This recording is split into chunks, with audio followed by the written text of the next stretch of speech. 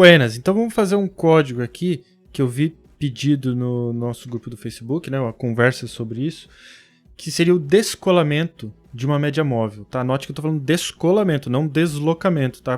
O que quero dizer com isso? Quero, então, que a gente identifique, né, distância, né, dos nossos preços em relação às médias móveis, né? Para a gente, então, poder dizer que o preço descolou, né, das médias móveis. Então, como que a gente vai fazer isso? Vamos ver o nosso código primeiro e depois a gente vê o resultado disso aí. Então, a gente tem 3 parâmetros, né? Um para definir essa distância que a gente quer testar, né? Essa distância de descolamento do preço.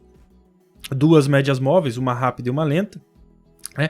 E aí a gente tem algumas variáveis. Então, eu tenho a minha MMR, vai calcular a nossa média móvel rápida, a MML, a nossa média móvel lenta, e aí eu tenho 2 variáveis, uma para definir quem será a linha superior e quem será a linha inferior, tá? E aí a gente vai ver por que disso. Então, né, eu tenho aqui minhas 2 médias móveis, né, as variáveis para calcular a nossa média móvel aritmética, né, da rápida e da lenta, para o preço de fechamento, né? Lembrando, você poderia alterar, por exemplo, a média exponencial? Poderia, né? Ou outras médias, ponderada, Wells-Wilder, né? A gente tem um vídeo aí sobre o guia das médias móveis, onde a gente mostra, né, programaticamente como referenciar cada uma delas e qual a diferença, tá? Então busca aí guia das médias, né? Eu vou tentar deixar o card de vídeos relacionados para você poder assistir também, caso você queira entender a diferença entre cada uma delas e como referenciar no código, né,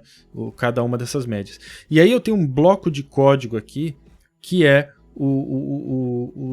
grande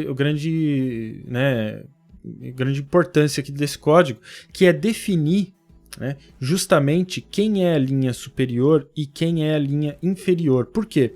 Porque note que, né, se a gente definir aqui, já especificar que a nossa linha amarela é a nossa média móvel, então vamos colocar aqui, ó, a média móvel rápida é a nossa linha amarela, e a nossa linha púrpura é a nossa média móvel lenta, note que, obviamente, né, elas podem estar em direções opostas entre elas, né? Esse exemplo aqui é um bom exemplo, porque a gente vê que, neste momento, a média móvel lenta estava acima, né, da média móvel rápida, né? O que se inverteu aqui, onde a gente tem a nossa média móvel lenta agora abaixo da nossa média móvel rápida. Então, a gente, para conseguir verificar o descolamento do preço em relação a essas médias, né, porque a gente tem que levar em consideração que o preço pode estar tanto abaixo como acima, né, dessas médias, ao invés da gente ficar tentando descobrir quem está embaixo, né, e quem está em cima, né, e aí fazer essa comparação, ao invés de ficar fazendo isso toda vez, o que a gente faz é definir, né, o valor de uma linha imaginária inferior e uma linha imaginária superior. E aí não interessa, né, para fins de buscar o descolamento, quem é quem, vamos dizer assim, né, se é a rápida ou se é a lenta. Claro, para o teste aqui, né, neste bloco, sim, né, a gente vai fazer essa confirmação justamente usando, então, né, a comparação entre elas. Então, por exemplo, eu digo, se a média móvel rápida for maior ou igual à lenta, é porque o quê? É porque a minha linha superior, né, é minha média móvel rápida. Neste exemplo aqui, né, a média móvel rápida estava maior que a lenta. Portanto, né, neste contexto, né, a minha linha superior é a minha média móvel rápida. E a minha linha inferior, que seria aqui a púrpura, né, é a minha média móvel lenta. Se não, né, obviamente o oposto disso é o quê? É quando a minha média móvel rápida, né, é menor que a minha média móvel lenta. Então, se a gente colocar aqui, ó, rápida, agora é menor, né, que a minha média móvel lenta. Portanto, neste caso, a minha linha superior é a minha linha púrpura, média móvel lenta, e a inferior, a média móvel rápida. Então, definindo quem é a minha linha superior e a minha linha inferior, né, eu posso testar a distância do preço em relação a esses valores, né, sem me importar, né, quem é quem. Como que eu faço isso? Então, se eu pegar aqui no nosso primeiro teste a mínima, né, eu estou testando se a mínima for maior ou igual que a linha superior. Por quê? Porque se a mínima for maior ou igual que a linha superior, significa que o preço está acima das médias, né? Porque a gente já definiu que a linha superior, né, é a média que tem o maior valor, independente se é a lenta ou a rápida, né? Então, a gente sabe que, primeiro, neste caso, o preço está acima das nossas médias. E segundo, né, a gente testa para ver se ele está acima, né, maior ou igual, desta linha superior, mais uma distância que a gente vai estabelecer, né, através do nosso parâmetro de distância, né? E por que é mínima? Não, por exemplo, o preço de fechamento. Bom, porque eu quero confirmar, né, esse gap aqui, né, esse descolamento, essa distância entre o preço e a média, né? Se eu, por exemplo, estivesse usando o preço de fechamento, qual que é o problema? O problema seria que, por exemplo, então vamos dar uma limpada aqui, vamos dar uma aproximada agora. Qual que seria o problema disso? O problema seria que se, por exemplo, eu estivesse testando o preço de fechamento, né, pode ser que um candle talvez bem grande, né, vamos supor que esse candle tivesse feito isso aqui, né, fosse então um candle de alta deste tamanho aqui, preço de fechamento, e eu tivesse definido 50 pontos, né, ele ia testar o fechamento em relação à média, e ia falar, isso aqui, né, tá distante da média móvel pelo valor que você determinou, 50 pontos. Mas a gente sabe que não é necessariamente verdade, né? Não é porque, apesar dele ter fechado lá em cima, né, em algum momento ele estava aqui dentro dela, né? Então isso não caracteriza como um descolamento, né? Por isso que a gente testa a mínima, porque aí eu sei que dentro deste período, né, e qualquer outro período que a gente testar, né, quando eu testo a mínima, eu sei que dentro daquele período, né, o menor valor que aconteceu, né, dentro daquele período, né, era maior, né, maior por uma determinada distância, né?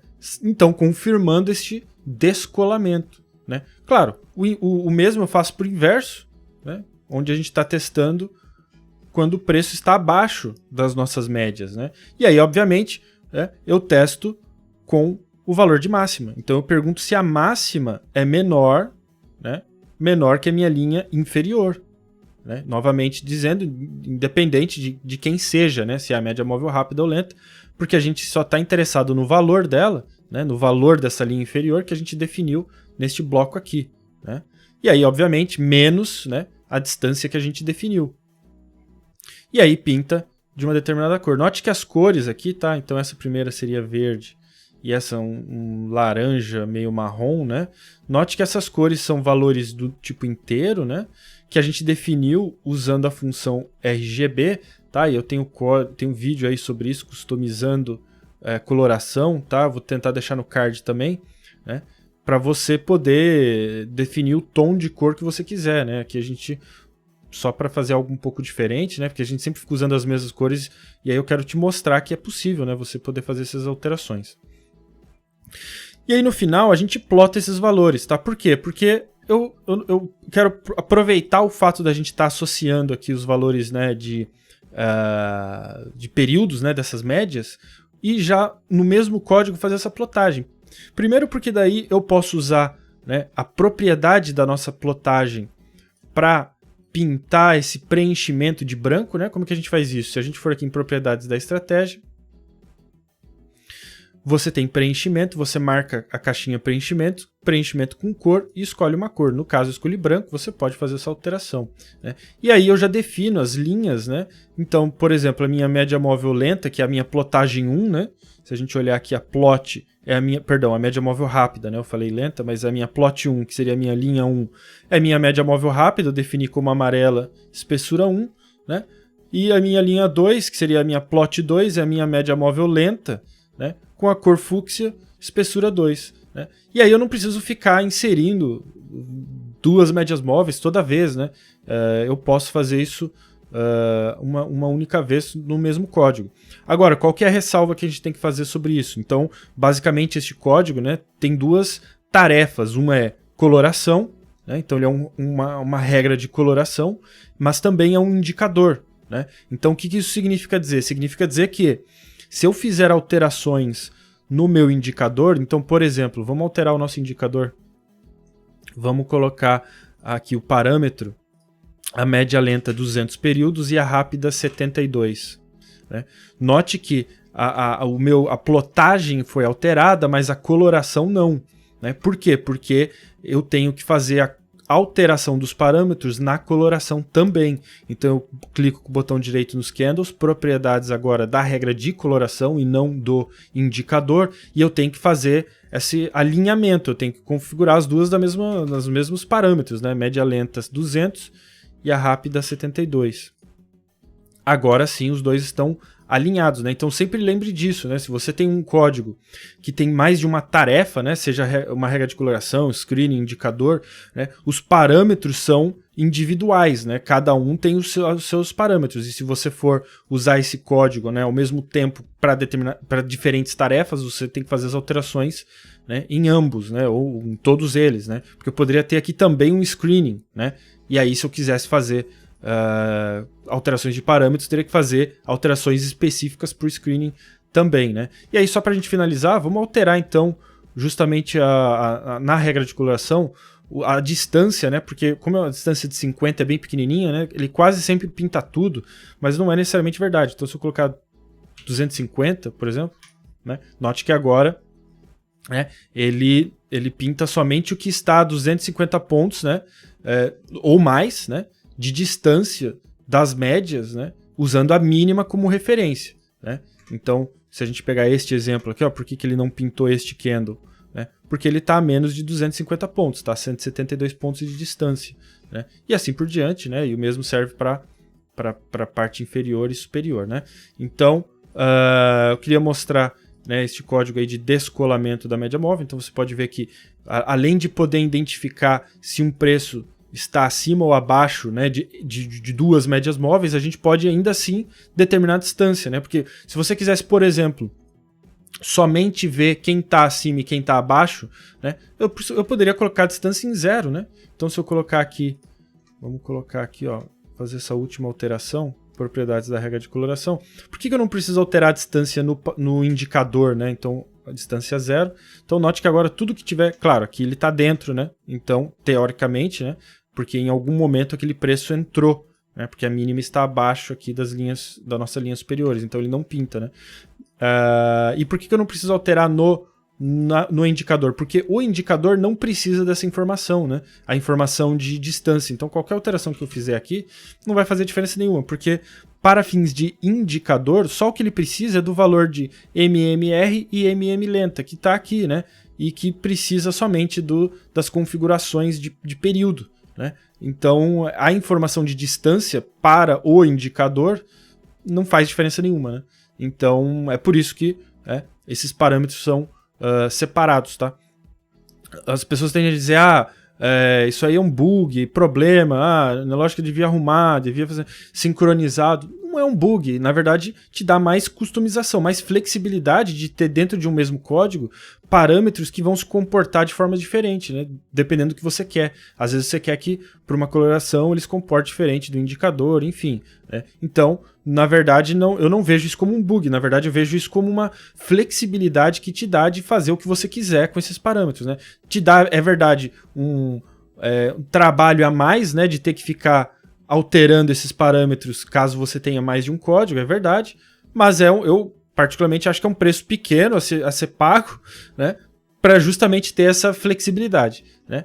Então é sempre importante lembrar disso aí, tá? Então isso aí é o nosso código, como sempre vai ficar lá disponível para você fazer o download no nosso link, né, scapp.link/códigos, e a gente se vê no próximo vídeo.